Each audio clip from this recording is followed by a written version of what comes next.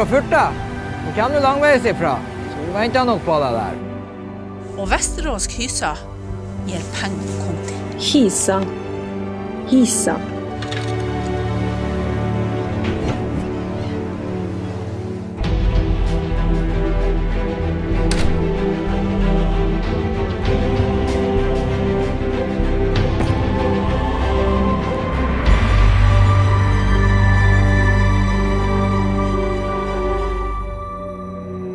Fikk dere kvota?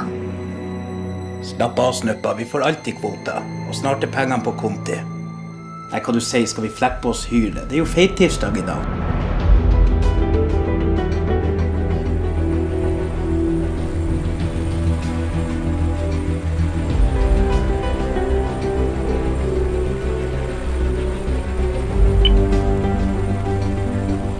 Maris, ik vuil blir det halm.